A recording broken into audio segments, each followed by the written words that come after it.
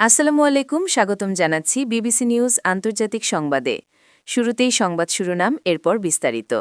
মালয়েশিয়ার সাবেক সেনাপ্রধান ও তার দুই স্ত্রী ৭ দিনের রিমান্ডে।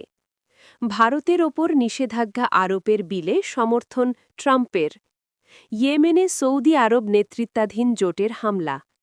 নেপালে সাম্প্রদায়িক সংঘাত, ভারতের সাথে সীমান্ত চলাচল বন্ধ। দর্শক, এতক্ষণ শুনছিলেন সংবাদ শিরোনাম। এখন বিস্তারিত। আপনি যদি ইসরায়েলের ধ্বংস চান এবং মুসলিমদের পাশে থাকেন, তাহলে ভিডিওতে লাইক করে চ্যানেলটি অবশ্যই সাবস্ক্রাইব করে দিবেন এবং আপনার মূল্যবান মতামত অবশ্যই কমেন্টে লিখে জানিয়ে দিবেন। এখন বিস্তারিত। মালয়েশিয়ার সাবেক সেনাপ্রধান ও তার দুই স্ত্রী ৭ দিনের রিমান্ডে। বড় ধরনের আর্থিক দুর্নীতির অভিযোগে মালয়েশিয়ার সাবেক সেনাপ্রধান ও তার দুই স্ত্রী এবং এই দুর্নীতিতে সংশ্লিষ্ট আরও ২ জন সহ মোট ৫ জনকে গ্রেফতার করে রিমান্ডে নেওয়া হয়েছে। এদের সবাইকে আলাদা আলাদা করে মোট ৭ দিনের রিমান্ডে নেওয়ার আদেশ দিয়েছেন আদালত। দেশটির সরকারের পক্ষ থেকে জানানো হয়েছে, দুর্নীতির বিরুদ্ধে শূন্য সহিষ্ণুতা নীতির অংশ হিসেবে এই উচ্চ পর্যায়ের তদন্ত চালানো হচ্ছে। বৃহস্পতিবার ৮ জানুয়ারি দুপুরে এক প্রতিবেদনে রাষ্ট্রীয় সংবাদ সংস্থা বার্নামা জানায়, সামরিক সরঞ্জাম ক্রয় চুক্তিতে বড় ধরনের দুর্নীতির অভিযোগে মালয়েশিয়ার সাবেক সেনাপ্রধান জেনারেল মুহাম্মদ হাফিজউদ্দিন জানতানকে আটক করেছে দেশটির দুর্নীতি দমন কমিশন MACC। অভিযানে তার দুই স্ত্রী সহ আরও ৪ জনকে হেফাজতে নেওয়া হয়েছে। বুধবার ৭ জানুয়ারি দীর্ঘ সময় জিজ্ঞাসাবাদের পর তাদের আটক করা হয় বলে নিশ্চিত করেছে মালয়েশিয়ার রাষ্ট্রীয় সংবাদ সংস্থা। দুর্নীতি দমন কমিশনের প্রধান কমিশনার আজম বাকি জানিয়েছেন, অভিযান চলাকালীন নগদ ২৪ লাখ মালয়েশিয়ান রিঙ্গিত জব্দ করা হয়েছে। এই বিপুল পরিমাণ অর্থ এক স্থান থেকে অন্য স্থানে সরিয়ে নেওয়ার চেষ্টাকালে একজনকে হাতে নাতে আটক করে সংস্থাটি। ভারতের ওপর নিষেধাজ্ঞা আরোপের বিলে সমর্থন ট্রাম্পের।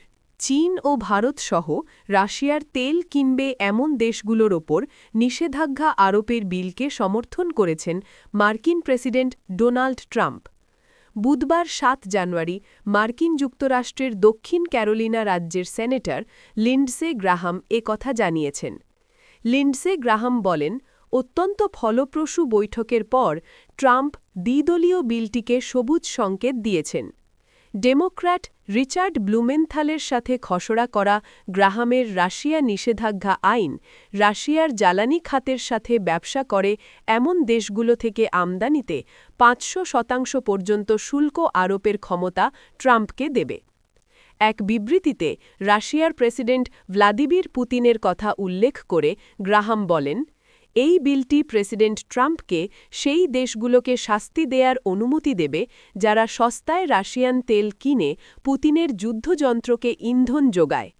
তিনি আরও বলেন, এই বিলটি প্রেসিডেন্ট ট্রাম্পকে চীন, ভারত ও ব্রাজিলের মতো দেশগুলোর বিরুদ্ধে অসাধারণ ক্ষমতা প্রদান করবে, যাতে তারা ইউক্রেনের বিরুদ্ধে পুতিনের রক্তপাতের জন্য অর্থায়নকারী সস্তা রাশিয়ান তেল কেনা বন্ধ করতে উৎসাহিত হয়। Centre for Research on Energy and Clean এয়ারের বিশ্লেষণ অনুসারে নভেম্বর মাসে রাশিয়ার অপরিশোধিত তেল রপ্তানির প্রায় অর্ধেক চীন কিনেছে, যেখানে ভারত প্রায় ৩৮% রপ্তানি করেছে।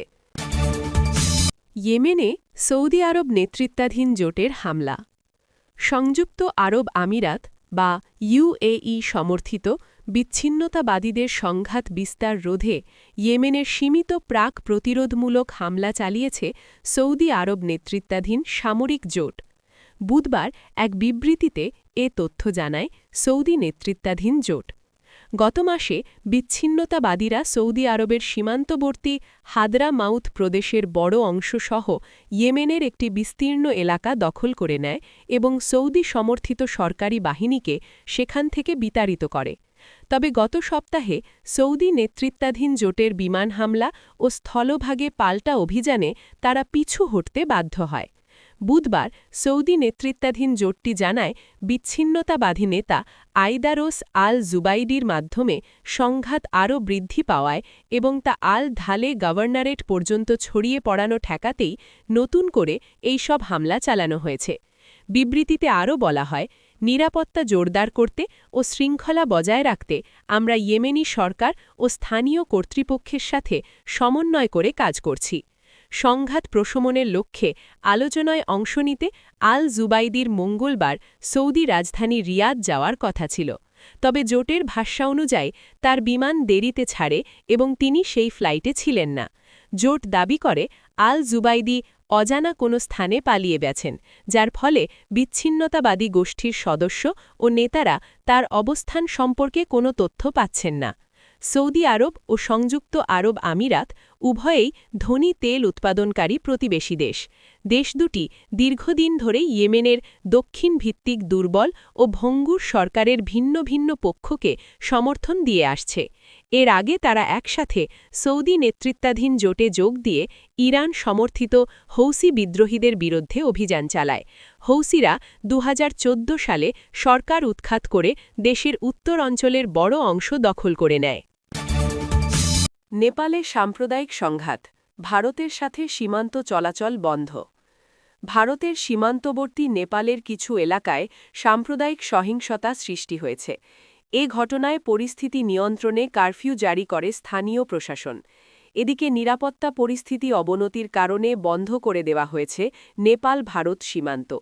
মঙ্গলবার ৬ জানুয়ারি এনডিটিভির এক প্রতিবেদনে এই তথ্য জানানো হয়েছে। প্রতিবেদনে বলা হয়েছে, নেপালের বীরগঞ্জ শহরে দুই মুসলিম ব্যক্তির সোশ্যাল মিডিয়ার একটি পোস্টকে ঘিরে উত্তেজনা সৃষ্টি হয়। এ সময় উগ্রবাদী হিন্দু সংগঠনের লোকজন একটি মসজিদে গিয়ে হামলা করে ভাঙচুর করে।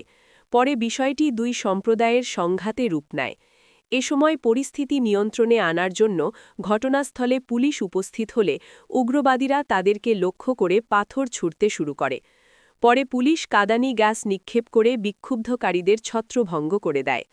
সূত্রটি আরও জানায়, সহিংসতা কেবল বীরগঞ্জেই থেমে থাকেনি, এটি ধীরে ধীরে আশেপাশের এলাকাতেও ছড়িয়ে পড়েছে। সেজন্য পরিস্থিতি নিয়ন্ত্রণে প্রশাসন কারফিউ জারি করেছে। নিরাপত্তা পরিস্থিতি অবনতির কারণে নেপাল ভারত সীমান্ত বন্ধ করে দেওয়া হয়েছে। একই সাথে সীমান্তে নিরাপত্তা ব্যবস্থা জোরদার করা হয়েছে এবং এসএসবি সীমান্ত সম্পূর্ণরূপে সিল করে দিয়েছে।